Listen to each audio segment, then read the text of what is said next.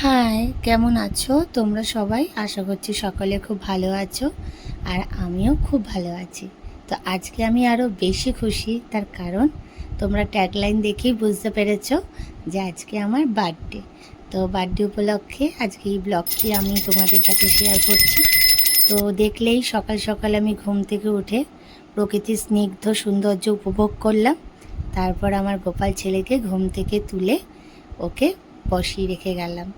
তো তারপর ঘরে এসে দেখছি আমার বাবা আমার জন্মদিন উপলক্ষে আজকে সকাল সকালে ফ্রেশ করে আমাদের কাছে নিয়ে আসলো। আমি তো খুব খুশি।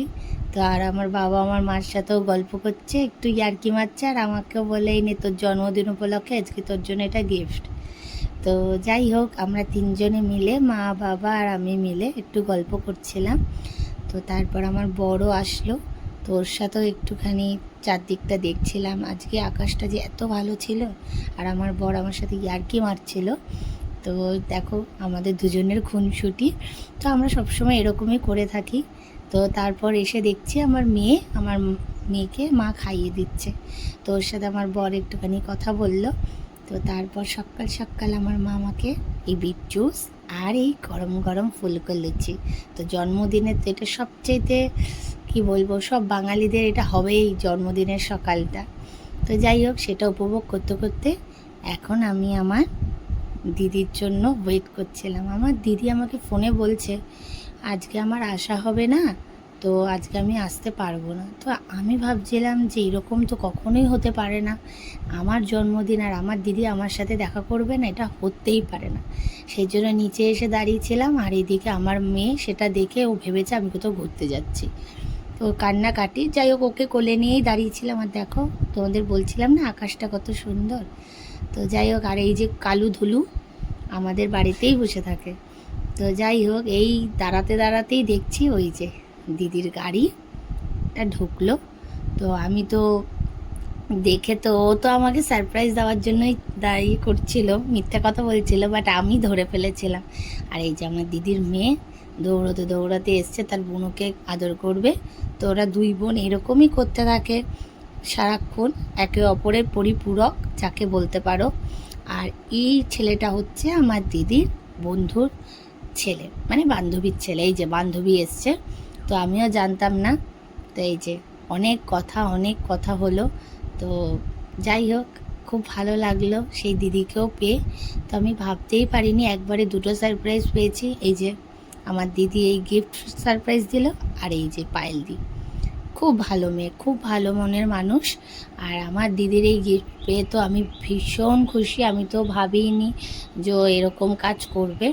তো ওকে আমি বারণই করেছিলাম যে দেখ এই সমস্ত আনবি না, তো কার কে কথা শোনে, তো যেটা ও ভাববে তো সেটা করবেই। তো যাই হোক, আমারও খুব ভালো লেগেছে, এনেছে। আর পায়েল দিয়ে এসছে, আমার তো আরও খুশি হয়ে গেছি যে উপরই পাওনা যাকে বলতে পারো। তো আমার মাকে আমি সেটাই বলছিলাম যে ওরা দেখো আমাকে সারপ্রাইজ দিতে গিয়ে আমি ওদের সারপ্রাইজ দিয়ে দিচ্ছি, আর এই দেখো দিদি আমাকে এই গিফটটা দিয়েছে।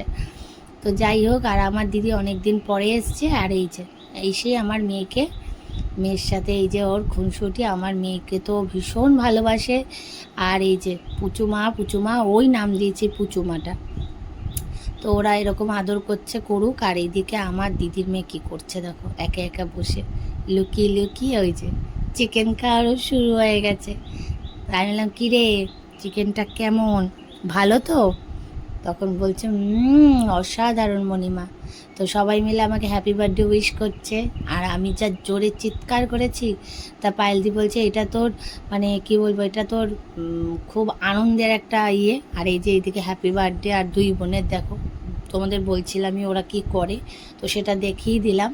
ওরা এরকমই করে সারাক্ষণ। আর আমার মেয়েটা ছোট হলে কি হবে, ভীষণ ইয়ে দুষ্টু। আর এই দেখো আমার বড়ও আমার জন্য আবার নিয়ে এসছে সারপ্রাইজ, কেক ফেক কত কিচ্ছু নিয়ে এসছে। তো আমি তো একের পর এক সারপ্রাইজ পেয়ে যাচ্ছি।